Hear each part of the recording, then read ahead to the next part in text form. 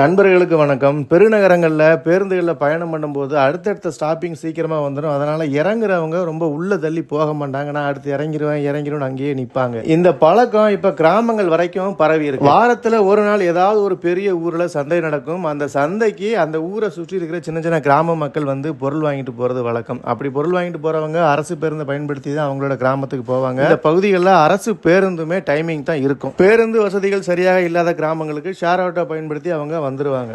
திரும்ப போகும்போது பேருந்து கிடைக்கல அப்படின்னா கிடைச்ச பேருந்தில் மக்கள் ஏறிக்கிட்டு உள்ளேயும் போக முடியாமல் வெளியும் நிற்க முடியாமல் லக்கேஜையும் உள்ளே வைக்க முடியாமல் அவங்களும் ஏறாமல் மற்றவங்களும் ஏற விடாமல் படுற பாடு இருக்கு சொல்ல முடியாது. அப்படி ஒரு சம்பவம் நான் அனுபவிச்சேன். அதிகபட்சமாக சந்தை நடக்கிற இடத்துல இருந்து 10 கிலோமீட்டருக்குள்ள தான் இந்த மக்களோட கிராமங்கள் இருக்கும். அந்த 10 கிலோமீட்டர் தாண்டிடுச்சு அப்படின்னா பஸ்ஸு எம்டியாக தான் போகும். புதுசாக இந்த பகுதிகளில் பயணம் பண்ணுறவங்களுக்கு இது வந்து ஒரு கடுப்பான விஷயமா இருக்கலாம். ஆனால் எங்களை மாதிரி பழகி போன மக்களுக்கு இது வந்து ஒரு என்ஜாய்மெண்ட். இந்த என்ஜாய்மெண்ட்லையுமே டிரைவர் ஒரு பாட்டை போட்டார் பாருங்க. காதல் என்பது காவியமானால் கதாநாயகன் வேண்டும். அவர் வேற ஒரு என்ஜாய்மெண்ட்ல இருப்பார் போல. யாராவது இந்த மாதிரியான டிராவல் எக்ஸ்பீரியன்ஸ் இருந்தது அப்படின்னா மறக்காம கமெண்ட்ல சொல்லுங்க.